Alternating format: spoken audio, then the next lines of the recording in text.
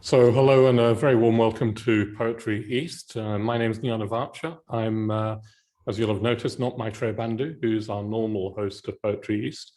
We could say that Poetry East is mixing its metaphors this evening and dabbling into science, which in a way, Poetry East has expanded its remit over the years to include a forum for ideas, be they from the arts or indeed now from the scientific community.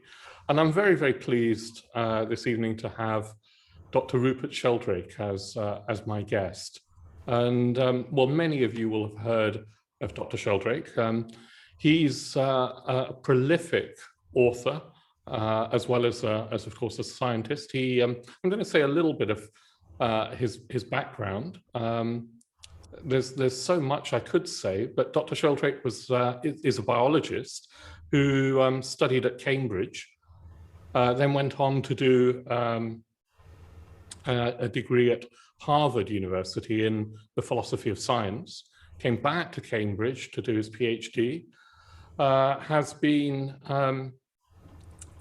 ranked in 2013 as one of the top 100 global thought leaders by the Duttweiler Institute in Switzerland, one of their think tanks in Switzerland. He has worked in Malaysia and India, I believe for 11 years in India. He's written 9 books and co-authored 6 of them. One of his recent books is The Science Delusion, which I've been reading and hopefully will be asking him about. He's the author of many, many scientific papers, over 90 scientific papers, and has had many, many academic positions and appointments.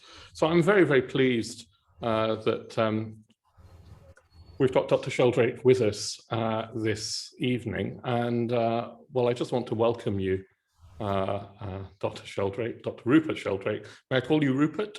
Please do. And just want to welcome you to the London Buddhist Centre virtually. It's a shame that you can't be here in person. You're not really far away, you're only in Hampstead, but I wish we could be here in person. But anyway, courtesy of Zoom, here we are, and I'm delighted that you've joined us. Very so good. Very, very warm welcome. So, I wonder if we can start by me just asking you personally. You've been well, infamous, I believe, in the scientific community for challenging what you've called some of the dogmas of science. You've researched into fields that would normally be included under the umbrella of parapsychology. You've talked about consciousness as not being just an epiphenomenon of matter. You're a radical thinker and an unusual scientist, if I may say. And I wondered, was that always the case when you started your career as a scientist, as a biologist at Cambridge University? Were these sort of ideas already something that you were interested in? Or did you have some sort of, I don't know, epiphany, turning point? What happened for you? well, I did biology because I was very keen on plants and animals. And as a child, I collected plants. My father was a herbalist and a pharmacist and a microscopist. So he had a microscope lab at home. He taught me the names of plants. I kept a lot of pet animals. I kept jackdaw, pigeons, budgerigars, dog, 2 tortoises, I had fish, newts, a wide range of animals, hamsters, mice. And I did biology because I loved animals and plants. But by the time I was doing biology at school, A-level biology, I realized the first thing that we do in biology practicals, or at least did then, and I think it's probably the same now, is to kill the animals we're studying and then cut them up. And I had a radicalizing experience during my gap year. When I was 17, I wanted to get scientific research experience because I wanted to be a scientist. I got a job in a pharmaceutical laboratory in London. And what I didn't know when I took the job was that I was the most junior research assistant in a vivisection facility. Oh dear. So not only did I have to prepare animals for vivisection and do tests on guinea pigs and so on, but the animals that survived at the end of each day were gassed. And so I was actually an operative in a kind of death camp for animals. And this was terribly upsetting. And I talked to my colleagues there, and they all said, well, you know, drugs, they've got to be tested on animals. You wouldn't want them to be tested on people first, would you? And I had to admit that's the case. And they said, well, do you take normal medicines? And I said, yes. And they said, well, then they've got to be tested. Someone's got to do it. True enough, but this sort of created a sense of alienation from mechanistic biology. When I was an undergraduate, I came across the writings of Goethe, the German poet and botanist, who wanted to create a kind of holistic science. And the idea of a different kind of science had never crossed my mind till that moment. And then I became very excited. I thought we could have another kind of science that's not so reductive, destructive, mechanistic, more holistic, more about our own experience of animals and plants, more about the true life of nature. And that really set me off on a journey to try and find a new way forward in science. And that's one reason I did philosophy of science at Harvard. I wanted to step back and see how science had got to be the way it is. And when I was there, Thomas Kuhn's famous book, The Structure of Scientific Revolutions, had just appeared. Yes. And that made it clear to me that the model of reality, the mechanistic materialism that dominates science then and still does, is not the ultimate truth. It's a model. And in the history of science, these models change, and it could change again. We could have a different kind of science. So that really set me off at quite an early age on a vision for the possibility of a new kind of holistic, integrative science. And I've been following that path ever since. And that's, thank you for that. That's really interesting that it happened at such a young age, but also interesting that Thomas Kuhn's book influenced you in a way. I believe, are trying to have a paradigmatic shift in science, and your work has been so, well, I believe influential in, I don't know how influential it is in actually having shifted the scientist's perspective, but certainly for the general reader, I think you've really shown how science doesn't have to be the mechanistic materialist topic that it is. I studied physics at Oxford in the 80s, and partly had wanted to study physics because I was interested in the nature of reality being something more than we could easily comprehend, or indeed comprehend at all. But unfortunately, the way the course was structured was somehow very reductive, even studying relativity and quantum physics and these challenging ideas. It was still taught in a very mechanistic way. So you're not a materialist, and it seems like you haven't been a materialist for most of your life. Could you say a little bit more about what your conception of the world is then, as a scientist, if it's not a mechanistic materialist world? You've talked about a holistic view of science. I wondered if you could elaborate on what your view is of reality, of what's going on. Well, in a nutshell, it'll have to be in a nutshell, obviously. Sure, because you've written 9 books. Yes, and my book, The Science Delusion, looks in detail at the 10 principal dogmas of mechanistic materialism, and I turn those into questions. But what I could summarize it perhaps as follows. First of all, nature is organized at a series of different levels, and they're not reducible to the levels below. That's in contrast to conventional mechanistic science, which tries to explain everything in terms of the smallest particles. That's why in biology, the most prestigious part of biology is molecular biology, because molecules are the smallest things. And in physics, it's particle physics, because particles are the smallest things in particles of matter. Yeah. So there's this enormous emphasis on reduction to smaller things, as if the smallest things are the solid bedrock on which all science can be based. Yeah. And the ancestry of this attitude goes back to the ancient Greeks, the atomist philosophers, who were the prototype materialists. Yeah. Now, instead, I think nature is made up of a series of levels. So particles within atoms, atoms within molecules, molecules within crystals, or organelles within cells, cells in tissues, tissues in organs, organs in organisms, organisms in societies of organisms. Those are in ecosystems, in planets, in solar systems, in galaxies. At every level, the whole is more than the sum of the parts and can't be predicted from a study of the parts in isolation. Yes. And moreover, this nested hierarchy or holarchy, which is obviously the way that nature is arranged. I mean, you just have to look at the natural world and you see it's not really like an abstruse, controversial theory. It's just what we see with our naked eyes. This is the way nature is organized.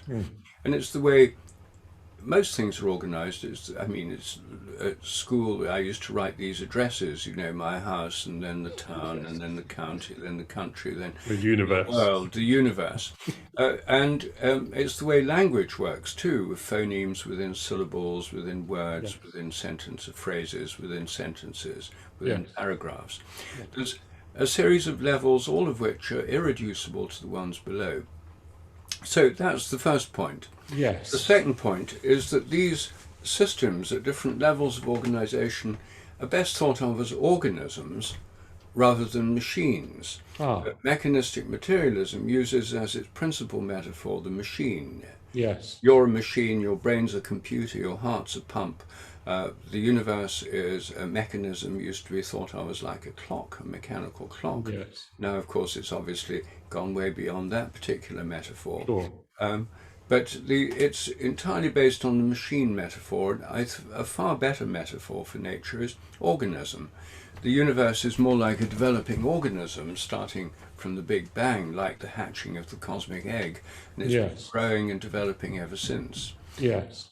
So the levels, organism, and then organisms have purposes and goals. The mechanistic materialist worldview says there are no purposes or goals in nature because machines don't have purposes of their own. So I think there are purposes in nature. And then consciousness, mechanistic materialism says that all of nature is basically unconscious, matter's unconscious, and yet somehow, mysteriously, consciousness arises in complex brains like our own, but it doesn't actually do anything. It doesn't actually influence our actions. It's simply an epiphenomenon, or another way of talking about the physical activity inside our brains. Consciousness is all inside our heads. So that's the standard view, and by contrast with that, I would have something more like a panpsychist or animist view, that there's some kind of mind or experience at all levels of nature, in galaxies, in stars, in solar systems, in molecules and in atoms, and even in electrons. So those are, I would say, are the main differences. And then my own particular contribution to this worldview is the idea of morphic resonance, of memory in nature. Yes. Maybe we'll come on to that. Let me just pause and see if I've got it. So you're talking about holons, I believe, aren't they? Yes. And each whole is made up of parts, which are themselves wholes, which are made up of more parts, and so on. Ad infinitum, I guess. There are wholes which can't be completely reduced to the properties of their parts. So there's something emergent in the whole that is new, I guess. And then you're talking about rather than a mechanical view of those wholes, it's better to think of them as organisms. Organisms, I guess, well, you say that they have purpose, or they have some sort of will.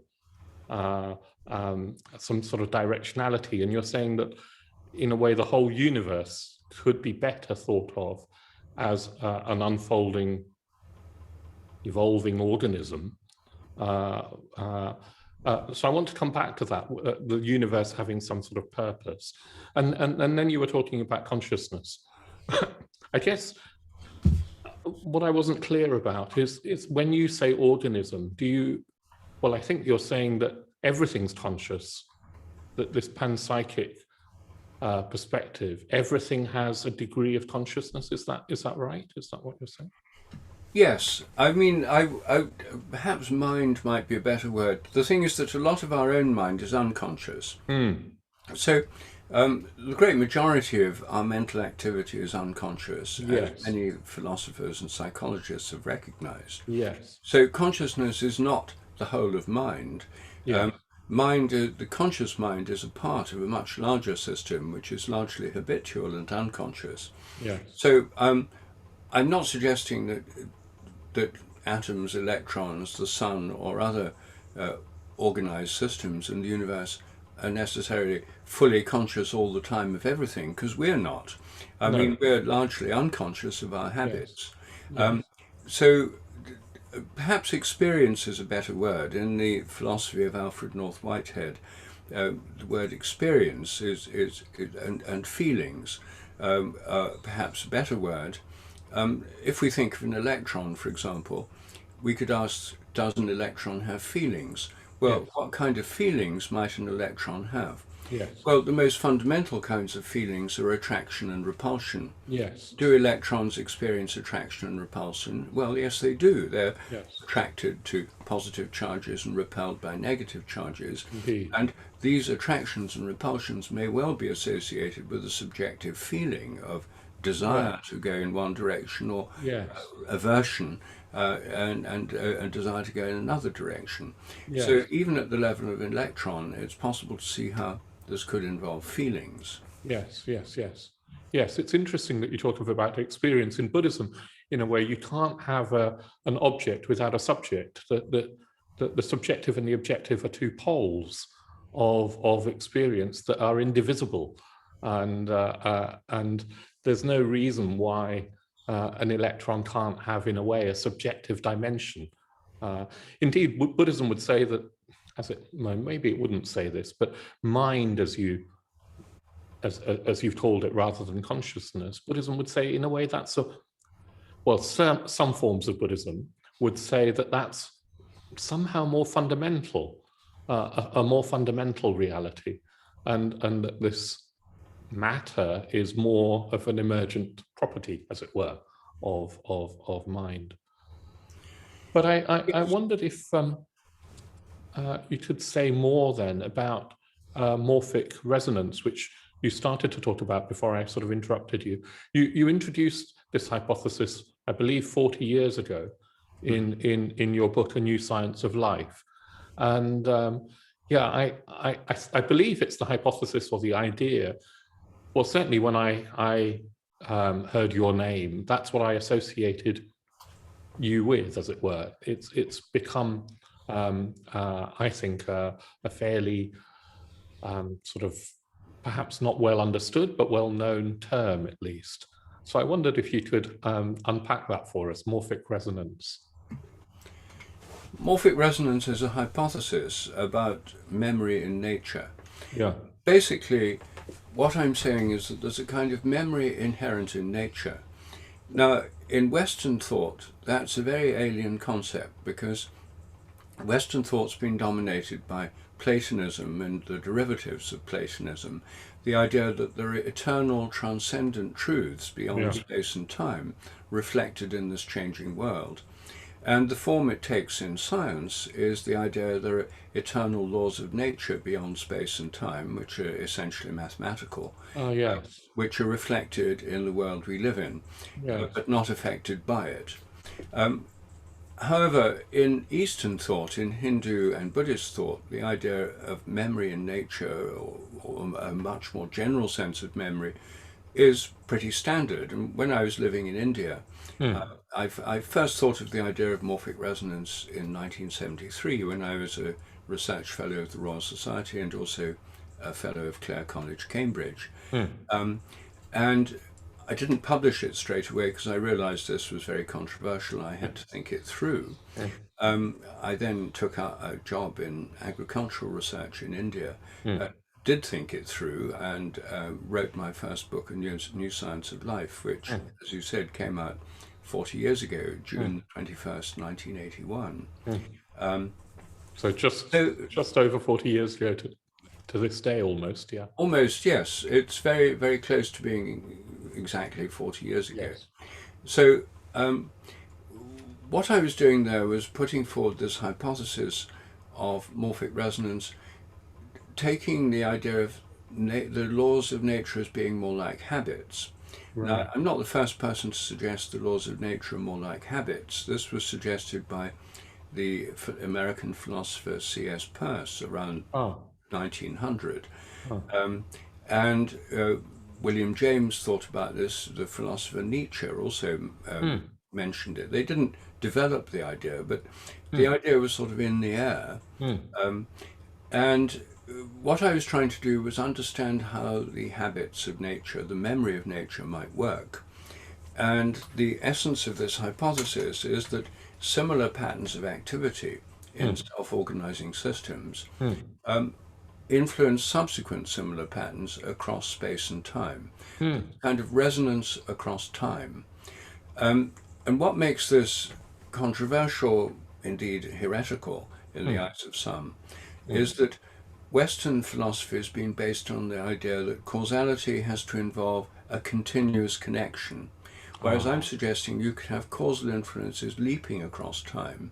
Yes. By a kind of resonance process based on similarity. Yes. And this then leads to the idea that each species would have a collective memory. Every baby giraffe would tune into the experiences of all previous giraffes. So the resonance, the field of giraffe memory. The fields of giraffes, yes. The form of develop into a giraffe form through that kind of memory of form, and have giraffe instincts through the memory of giraffe behavior, the collective memory.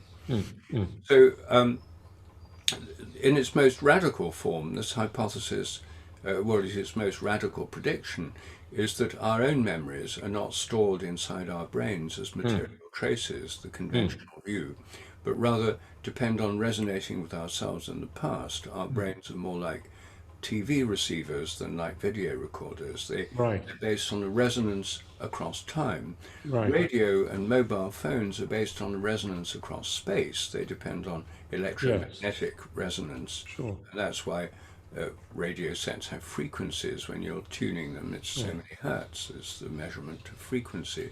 It's because it's a resonant technology. I'm suggesting something similar, but the resonance is across time.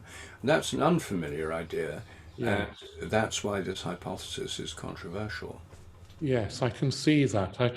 You mentioned Hindu and Buddhist thought. I don't know so much about Hinduism, but with Buddhist thought, there's a Yogacara school, which has, it's a model of mind where there are individual sort of aspects to this, but there's also something that is in a way called the Alaya. The level of the Alaya Vijnana or Alaya consciousness is said to be like a storehouse, and what it stores is seeds of actions that ripen when the conditions are appropriate for it to ripen. And the Alaya is seen as some sort of Buddhism doesn't have a sort of fundamental ground of being or anything, but the Alaya is somehow fundamental to the ripening of all experience, all experience. So there's a certain sort of similarity there between what you're talking about in terms of memory and resonance across time. I wonder. You wrote. You say you thought of these ideas more fully in India. Were you influenced by Indian thought or your experience of living in India at all when you were developing these thoughts?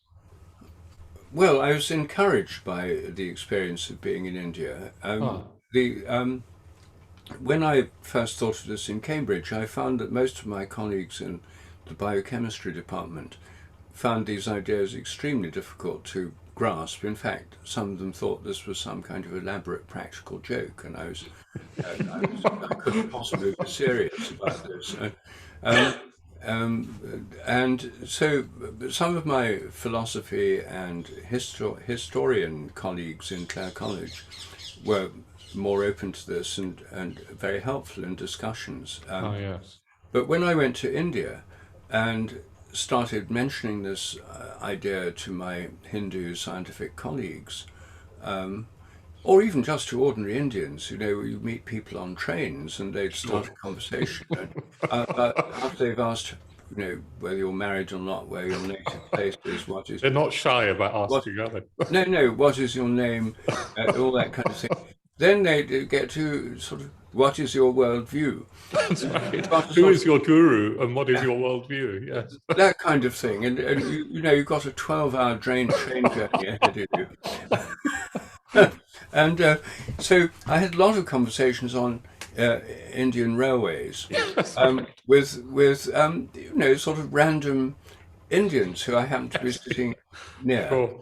And when I told them about morphic resonance, the totally standard response was not to show shock, horror, or surprise, but to say, "Oh, ancient rishis have said this thousands of years ago," and the usual things. "Oh, there is nothing new in that idea.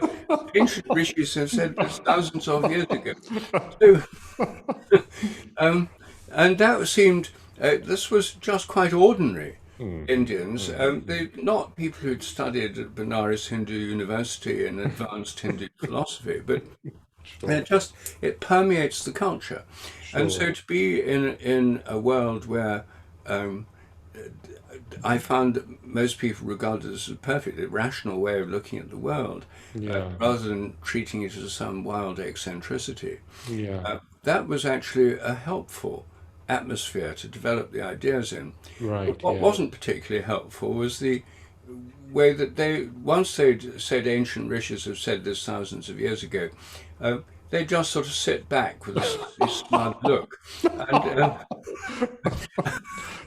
And it didn't lead anywhere. No, that's right. It's sort of QED and let's get back to our there are hundreds of thousands, millions of scientists in India, and not a single one of them, as far as I know, has actually tried to apply this idea, which they believe, to science and do anything about it, because they're too busy following their careers and getting on in the world and publishing papers in proceedings of the Royal Society and that sort of thing, and mentioning karma or memory in nature or store consciousness or anything wouldn't get them far in a scientific career. So it's a kind of private, collectively held view, but without influence on science.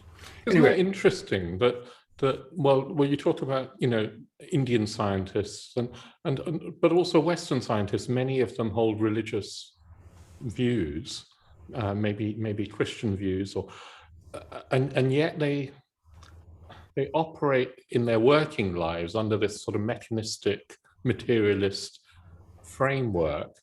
I'm sure that's not how they behave at home. If we're not, it just seems odd that scientists as people can hold these contradictory positions and not see the contradiction there.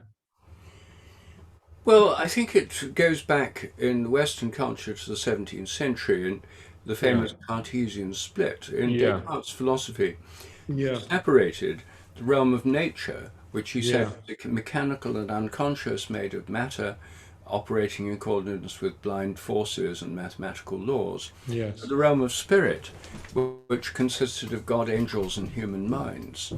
And there was a radical split between them.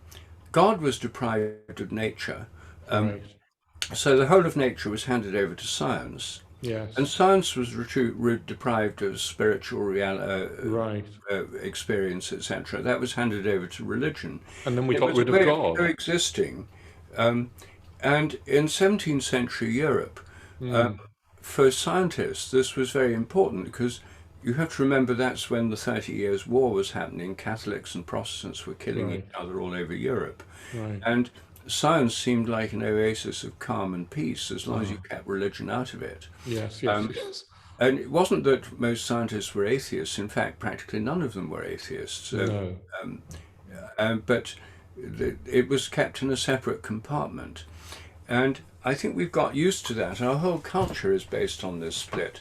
After all, the educational system, commerce, and government are all based on secular materialist principles. It's all about economic growth, exploitation of resources, profit, the bottom line, etc. And so, you know, our entire economy is based on extracting resources from nature, using them for profit, and then throwing away what we don't use or what we've used just once, like plastic water bottles and things. That's our economic model, exploitative of nature, no concern for living harmoniously with nature, because nature's dead, mechanical, inanimate, and just a set of resources. And yet, most people who want to get rich, at least in Britain, so they have enough money to buy a house in the country, and if possible, that's right, with lots of land. Country. Get away from it all, get back to nature. And so people in their private lives, you know, when they go home in the evening, many have pet dogs or cats or gardens or both, and or houses in the country or estates in the country,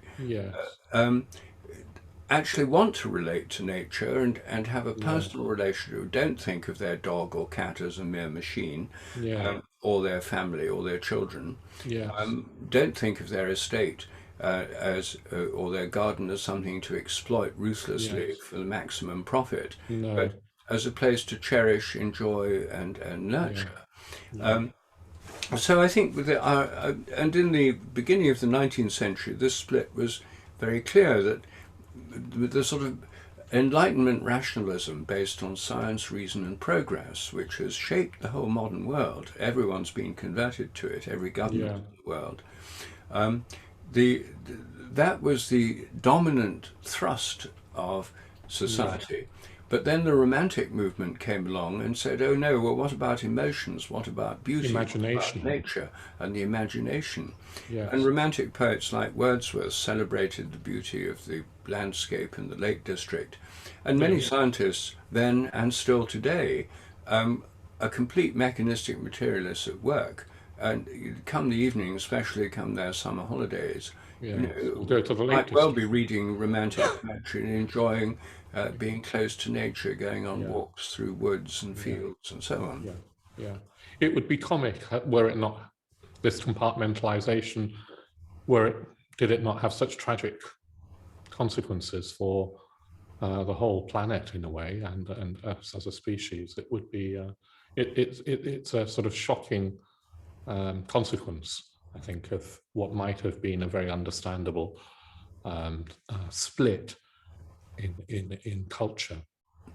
It's a shocking consequence, as you say, and it's one that we've exported to the rest of the world. Yeah, we have. If you study science, or if you're in the Ministry of Planning or Economic Development in an African country, or in South America, or in Southeast Asia, or in China, or in India, then this mechanistic materialist worldview is your daily life. But when you go home in the evening, if you're in Africa, you may well have, you know, rich culture that you're part of, and in India, in China, in Japan. I mean, they're the same people who would pursue these mechanistic materialist goals on cherry blossom day, or sit under cherry blossom trees, hearing wonderful poetry about cherry blossom.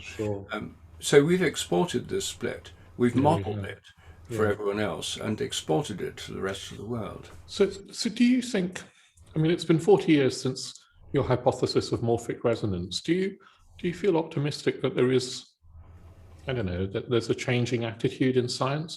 You know, we've recently had a republication of The Science Delusion, where you're pretty unequivocal about saying that science has got locked into these dogmas that it's unwilling to question, like materialism. Do you feel optimistic that things are changing? The reason I asked that is not long ago, for example, I was interviewing Ian McGilchrist I read recently that there's a revival of interest in David Bohm's theories of quantum physics and the implicate order. Is there some sort of change happening in the scientific community, or is it as entrenched as ever in ideas from the 19th century? Well, there's a strong distinction between people's private opinions and what they say in public. That in public, if you want to get on in the world as a scientist, and if you want to get your grant applications renewed, and if you want to get promoted, then if you have dissident views, you keep quiet about them. I think it's rather like Russia under Brezhnev. My goodness. In the Soviet Union, very few people really believed in Marxist materialism, the official state atheist philosophy. But they pretended to believe in it because it's the only way you get promoted and get ahead in your career. But when the Soviet Empire collapsed, how many true believing Marxists and communists were there? I mean, there were certainly some, but it was a minority. And I think it's very much the same in science. That, in the Soviet Union, if you came out in public and criticized this, you were treated as a dissident, and the worst case is locked up in psychiatric institutions on the grounds that you must be mentally unbalanced. Well, within science, there's the same fear among scientists of stepping out of line and letting their views be known in public. And so many would go along with this, even if they don't believe in it. Because most people are on a short leash, 2 or 3 year grant cycles. Yes. And you've got to get papers published in the top journals with maximum citations to get your next grant or to be promoted. So scientists are on a treadmill. But it doesn't mean they believe in it. And a recent survey of scientists and medical professionals and engineers in Britain, France, and Germany showed that about a quarter of this population are sort of committed atheists. About 20% are agnostic, so 45% classify themselves as non-religious. But 45% classify themselves as religious, spiritual, but not religious, or religious and spiritual.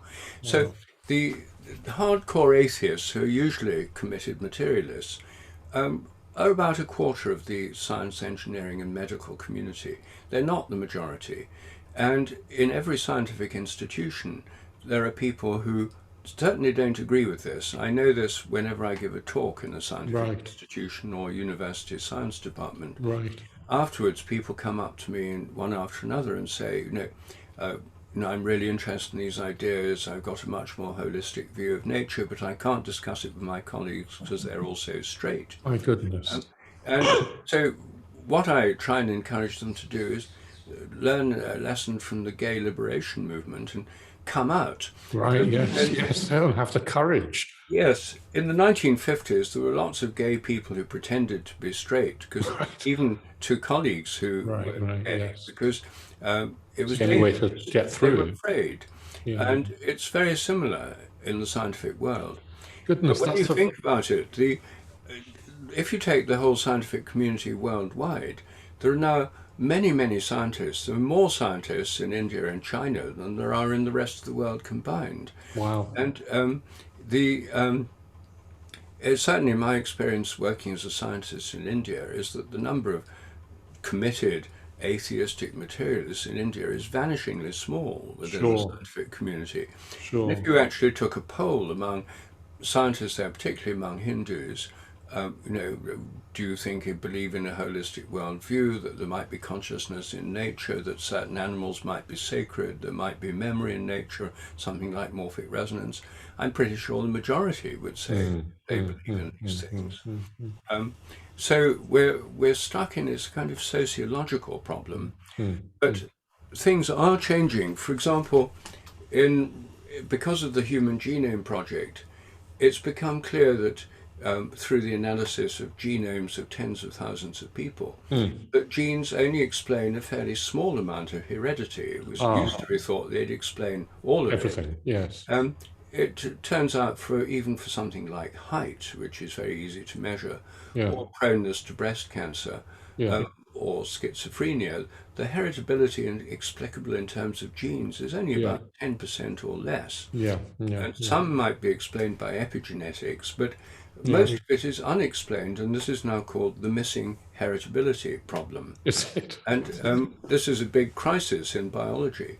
Wow. And morphic resonance would help to explain the Yeah. missing Yeah. heritability. Yeah. Yeah.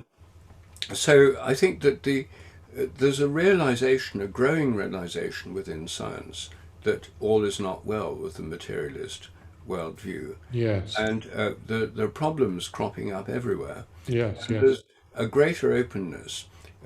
For example, epigenetic inheritance, the inheritance of acquired characters, were completely taboo in the 20th century. Ah. But is now mainstream because it's been rebranded epigenetic inheritance.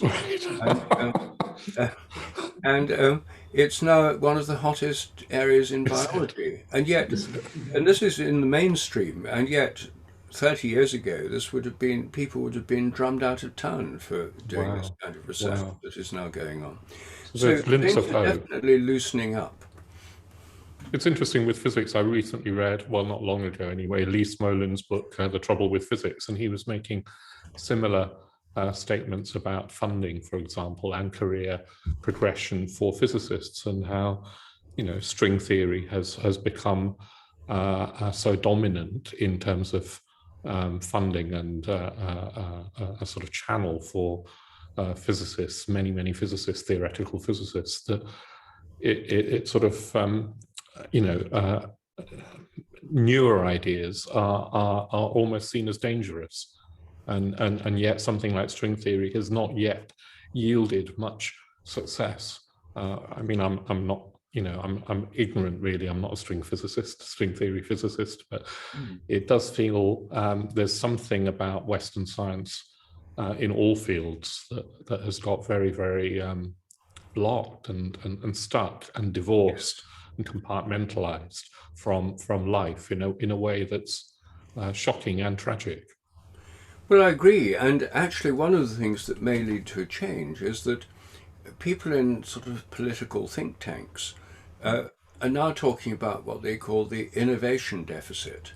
That if you look at the breakthroughs that have transformed science and technology, they've happened, like jet engines, radio, transistor, and heart transplants in medicine and so on. Sure. All these kind of innovative changes happened in the 20th century. Yes. And most of them in the earlier part of the 20th century.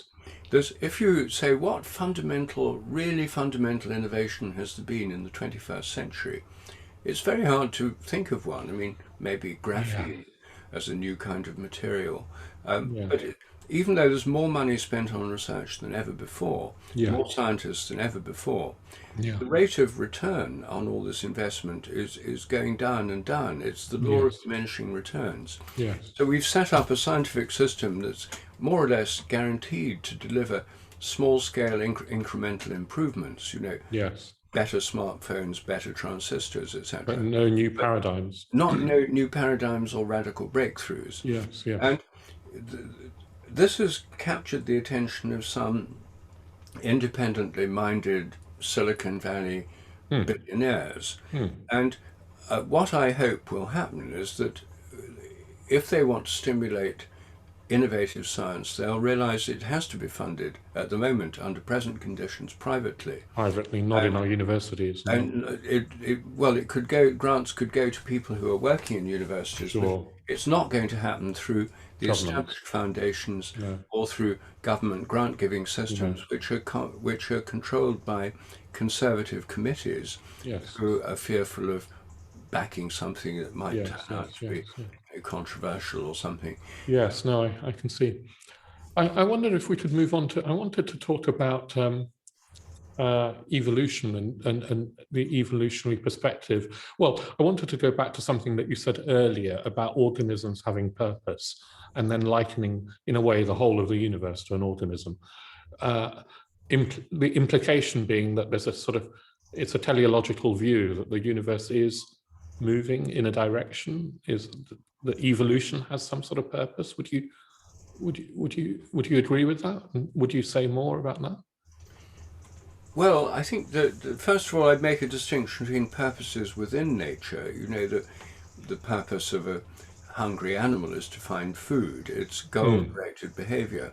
Yes. It's not an original purpose. Countless generations of hungry animals before it have tried to find food. Yes. So one could say that the fundamental purposes of living organisms are to survive and survival. reproduce.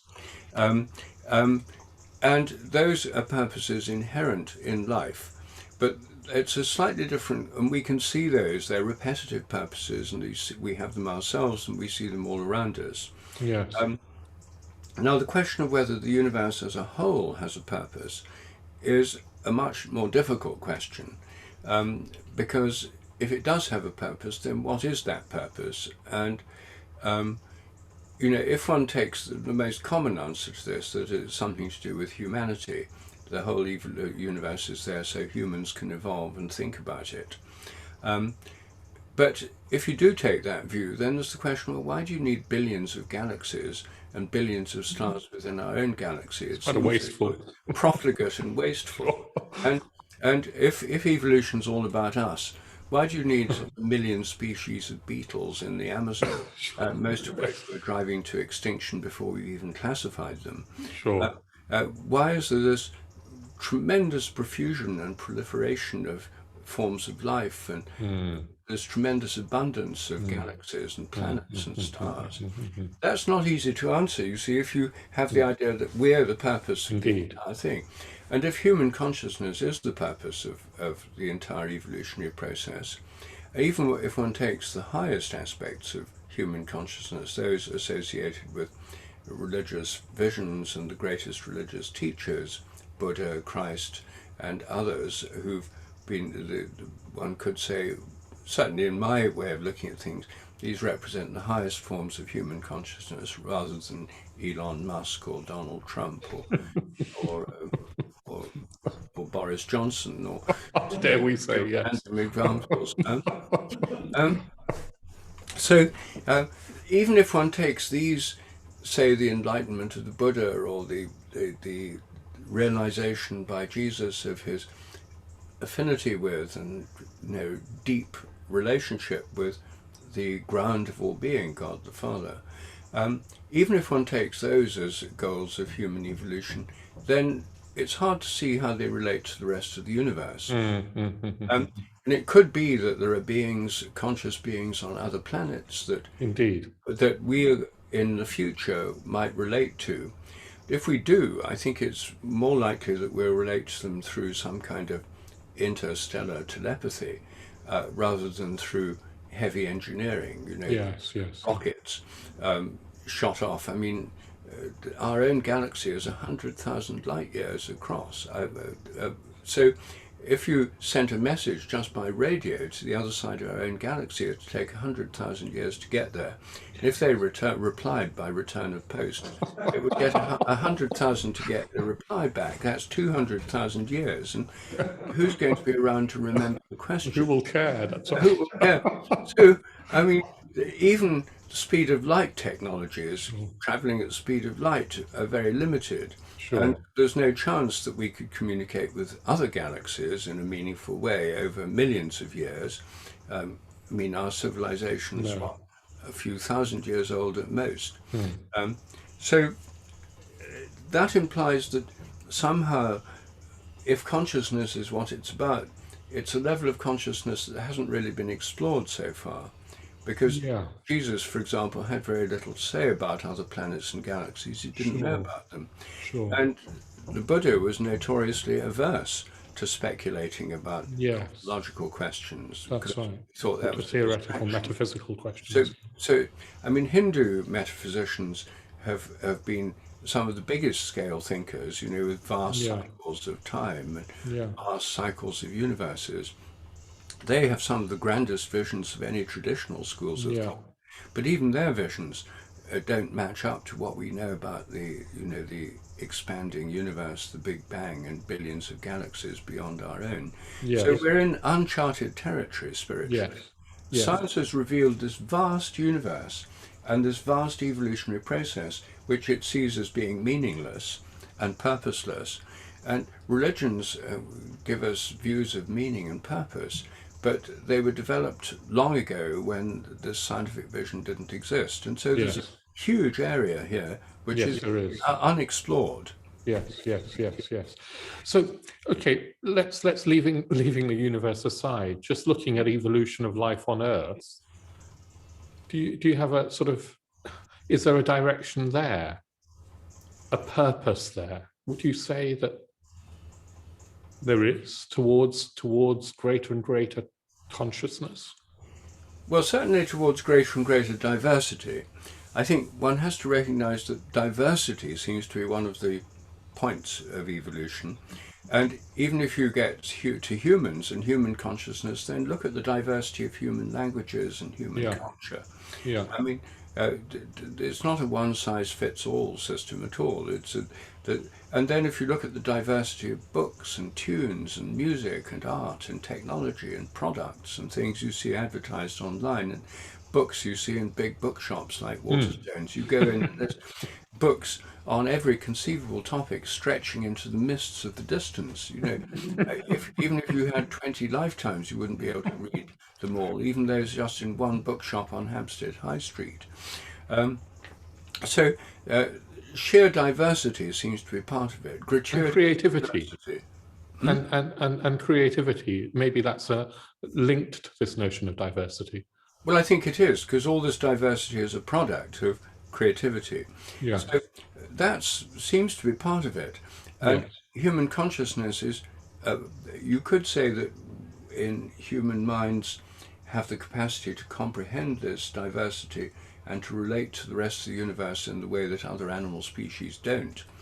But we also have to recognize that the vast majority of human minds are not concerned with these big cosmic issues at all. They're concerned with paying the bills and watching TV programs or the latest posting on Facebook or whatever.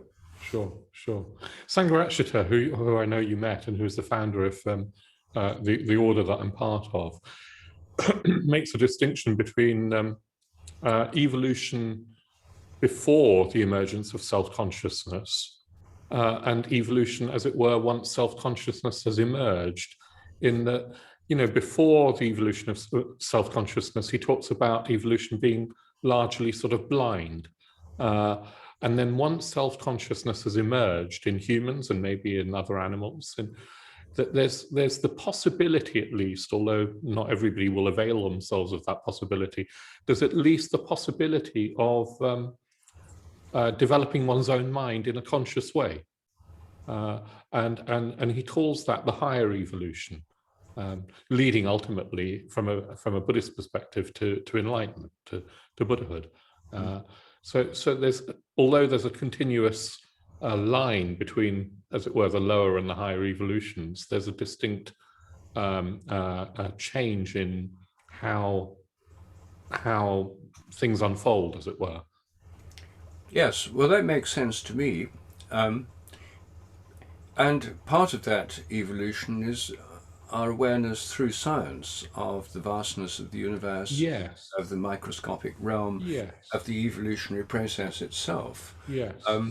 And so, but this whole process is so very unfinished because science has been so far carried out within this framework of mechanistic materialism, which denies most of the really interesting points about what science has discovered, namely consciousness, purpose, and the creativity.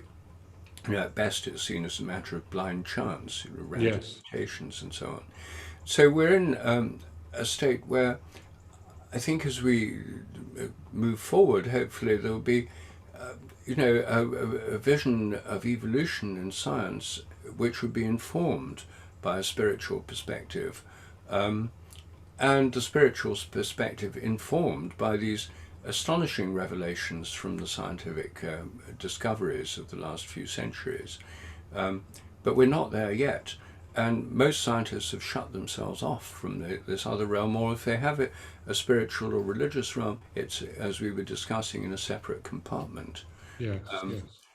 And so I think that's why it's such an exciting time to be alive, in fact.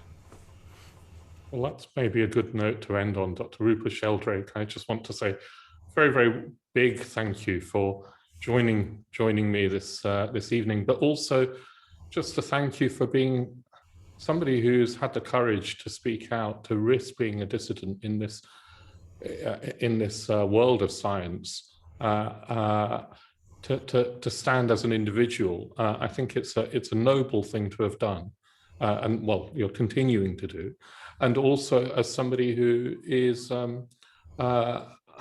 in a way trying to bridge the gaps that have opened up in Western culture between science and religion, between spirituality and science, and indeed between the arts and philosophy and all sorts of compartments that we've tended to pigeonhole things into. I believe that you're one of the people who have made great strides in trying to break down those barriers and those walls. And I just want to say, well, congratulations, thank you. And long may, in a way, your work continue, and may people start to listen to the radical paradigm shift that you're trying to engender.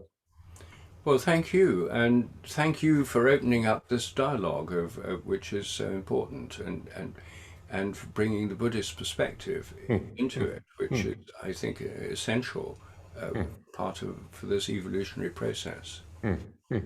You're very welcome, and hopefully, well, maybe we can continue this one day in person when things allow that. So thank you again, Dr. Rupert Sheldrake. Thank you. So just to say to those of you listening, watching, if you'd like to subscribe to PoetryEast, then do subscribe and tune in. There'll be more ideas being explored, probably by Maitreya Bandhu very soon. So hopefully see you very soon. Thank you all. Bye-bye.